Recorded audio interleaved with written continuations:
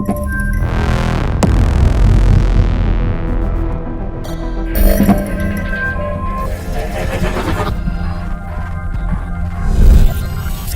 and welcome to Who Dares Rolls. Here we are. I'm Mike B, and this is Who Dares Rolls. So a bit late and delayed between things. I was a bit rough the other week. I had a man flu. It wasn't COVID, but it felt like COVID. So who knows? Anyway, I was a bit rough, so I didn't get anything done. But I'm here now. It's gorgeous. It's sunny. It's beautiful, lovely Sunday day. I'm recording this. When this comes out, who knows? But it's toasty. Let's say that much. And I just come back from car boot sale, and look. Couple of quid, throw for a burrito. Probably terrible, I imagine it is, but you know, it's sunny outside, get in the garden, I can throw burritos at the kids' faces. That'd be fun. So it's something. Car boot season, always lovely. The gift that keeps on mildly giving, mainly Isaac tanks. So there we go. That is it. That's where I am. That's where I'm up to speed. There is a video I've got to edit from Charlie, which was from the UK Games Expo. It was his RPG experience. I do need to do that, and that's next up on my list. There is this video. There's a review of Batman Everybody Lies, the detective game for Portal. Oh, this one in fact. Here, this is coming. I filmed that the other night. So I'm going to edit all that. So there's stuff going on. For all new followers and subscribers and stuff and things, hello to all of you. Lovely. This is the stuff that happens here. This is the usual standard of what's going on. With all that done, let's have a look at what I've been playing, if I can remember what I played.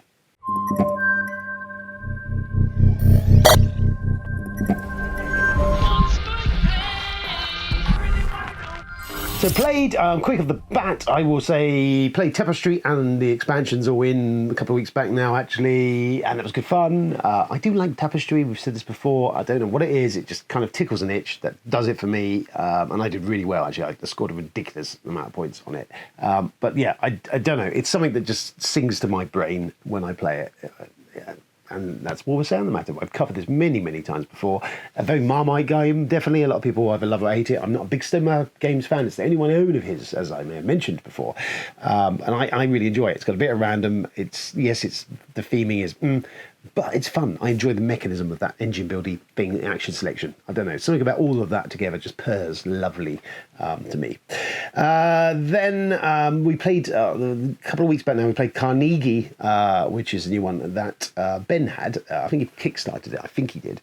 It is an economy game. You're building an economy. I think it's set in early 1900s, I think, if I remember rightly. There is a thing behind it. But it's all kind of very abstracted. You've got like a corporation business that you're putting people at desks, very George Orwellian, send them to their desks and do work.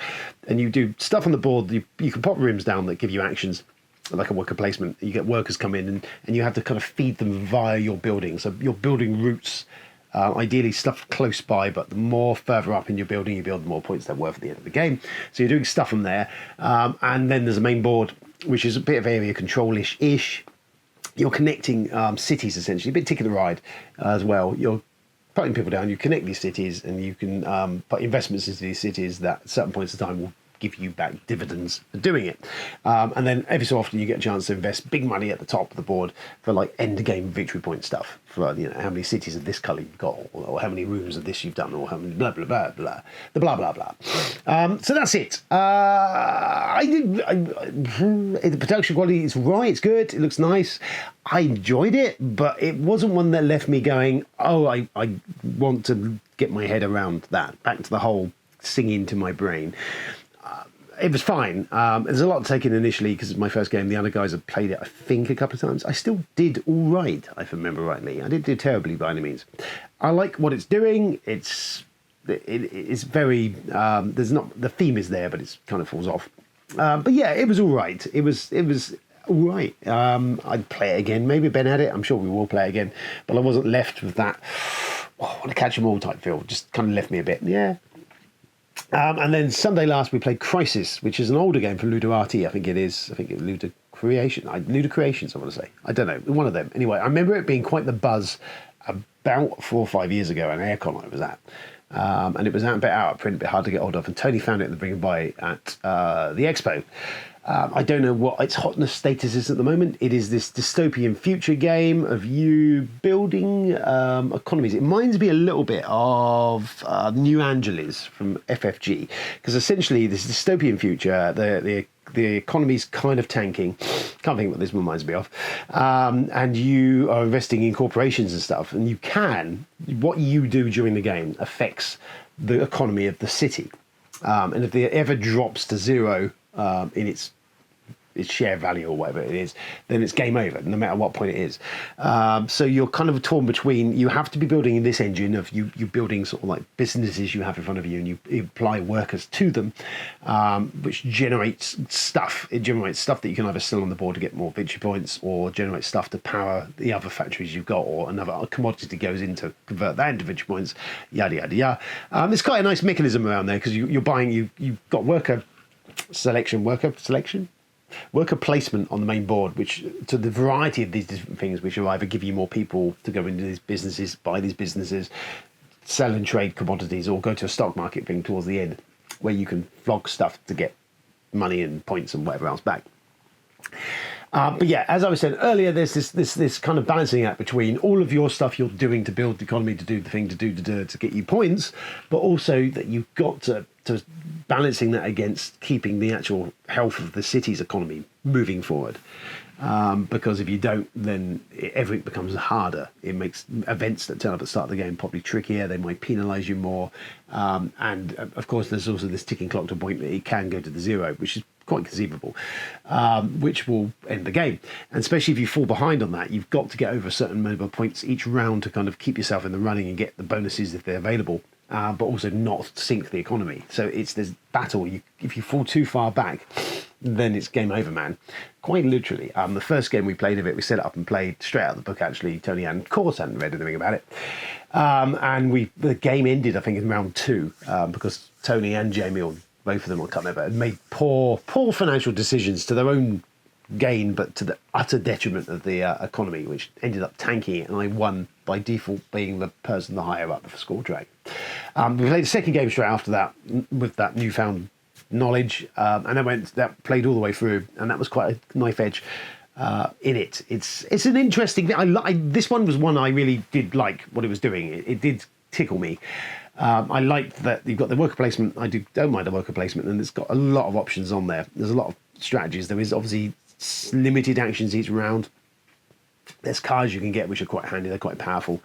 So using an action on that is good. It was noticeable. It gelled with me, whereas Tony opposite me really struggled with it. He didn't find that point where his engine was smooth, and he was also keeping on top of the business side of things. He struggled, and a couple of times I spotted where he'd gone wrong. I said, should have done that. The problem is, if you spend too much time looking after yourself, you end up causing yourself a problem. So you got to kind of manage that thing. I don't know. Anyway, it was good. I really enjoyed it. It made my brain. I liked the worker placement. I liked the building the industries in front of you, and there's 3 tiers of them as the game goes along.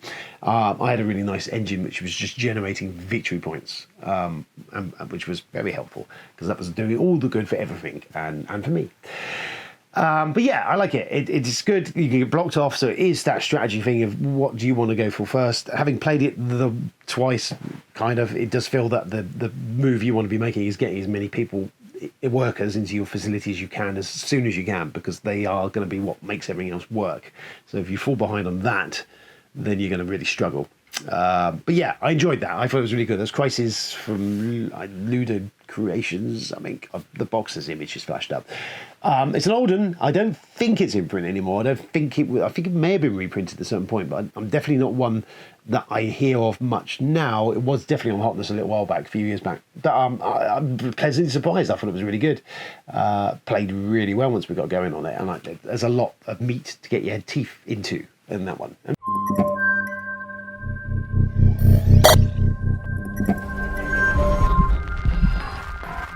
Here is the news. News is, no, to be fair, this news is probably out of date, to be fair, because I really drew this up for about last week. So I'll go for what's on here. There's probably more exciting bombshells have dropped subsequent to that, while you're just going to have to fill the blanks.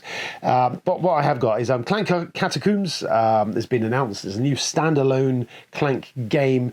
It will work with the bits and pieces. I believe there's like a crossover there, but it's essentially a base box pick up on your own. Where this differs is it uses the same sort of clank deck building mechanisms sort of stuff from what I can tell, but the actual dungeon itself is tile laying, so you're actually building the dungeon as you go, which sounds kind of cool. It's like the Clank 2.0. It's kind of almost like, you should have done this from the start, but I understand why you didn't. But yeah, that could be pretty good. I think that's pretty good. That's on my radar. What else was there? Heat Pedal to the Metal from Days of Wonder have announced a big box game. They've done one for a while. It's from Asghar Hardin, the designer of Flamouge. Similar sort of mechanisms. The point, I think, it's car racing. Looks a bit downforce-ish, but you're pushing your luck, I think, until you ever eat your engine. So it's something like that. It does look very Downforce-like, and similar card play and all that sort of stuff going on. Really enjoy Downforce. It's a simple game, but one you can pull out as a kind of filler or fill a gap for a half hour, 45 minutes. So yeah, I don't know. Days of Wonder, they're always pretty good for their production. I don't think they've done any big box things for a while. But yeah, interesting, flew on my radar. There's a new expansion for Wingspan, Asia expansion. Wingspan, of course, continues to be quite the seller. Done quite well, turned up even on Coronation Street, as we said. Never one that I've played. It's all right. It doesn't. The theming just does nothing for me. So that's mainly the reason it's kind of just flown off my radar, because I've got other games that do that. But the theme is more interesting to me. But I understand if you like it.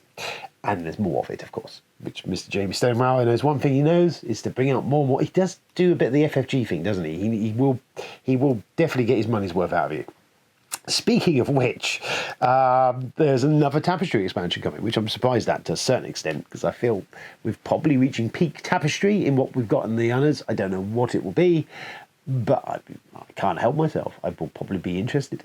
Also, young Benjamin from my Friday group pointed me towards Etsy, which is someone has done files, or done, you can buy them, is spaces for the buildings in Tapestry, where actually squares them off so that actually properly fit in the hexes, the board, better than the design of the fluffy wuffy ones that come in the box.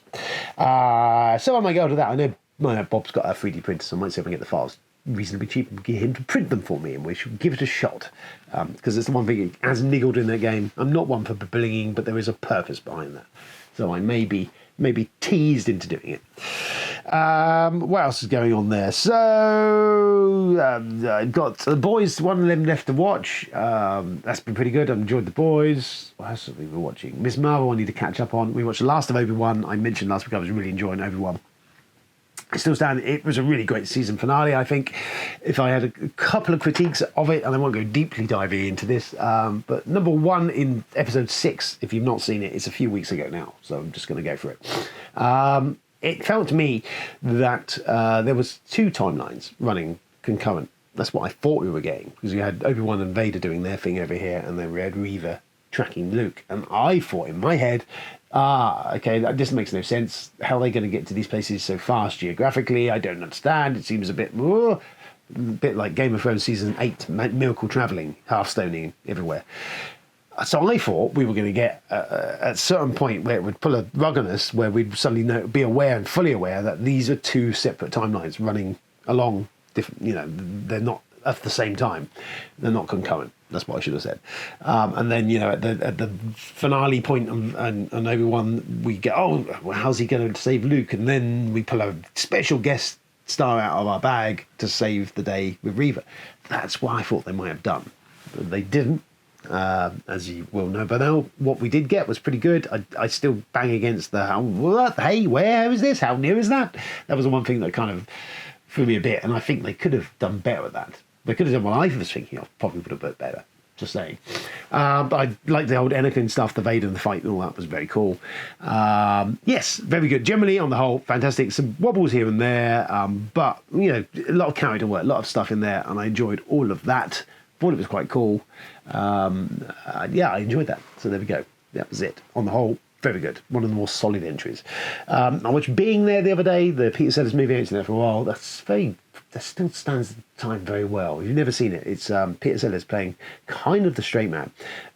He's a character called Chance the Gardener, who gets, for many missteps and people kind of misconstruing what he's doing, he becomes Chancey gardener, and ends up kind of an advisor to it becomes into the political power game of the time, against dealing with the president and even running for power and all this sort of stuff. It's kind of a little, and I use this term very, very loosely, the Forrest Gump of its day, but smarter, many times smarter, and Siller's brilliant.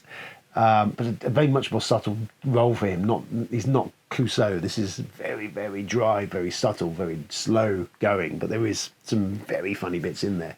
But it's interesting to just watch this political shit go on and his ramifications for it, and how everyone projects onto him what they think he is when he's actually this idiot. Really, I mean, in fact, to be fair, now taking it from the perspective of where we are now, he's obviously on the spectrum somewhere. He's almost like autism or something.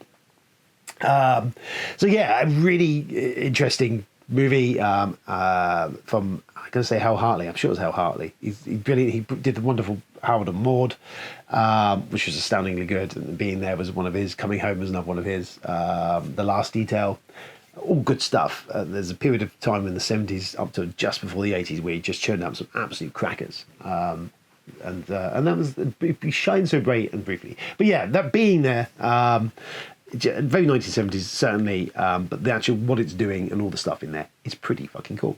And I've rambled on far too long about that. That's it. Oh, well, the only other thing came up, I've got all the new Codex Free stuff for Twilight Imperium. This was printed by Cowslap, I think his name on Facebook is, over on the TI4 forums, one of those on Facebook. He did a production run of all the Codex Free stuff, so player board, which is very nicely printed, extra cards, all the new cards come in Codex Free. So there you go. I need to sleeve them, pop them in the box, and give that a whirl at some point. How very exciting. That's it, I think, really. There's something niggling in the back of my brain that I haven't mentioned, but it's not happened now, so that's not happened. Anyway, yeah, here we go. Sorry for the delay. There we go. This is it. It'll be out soon, I'm sure. Stay safe out there.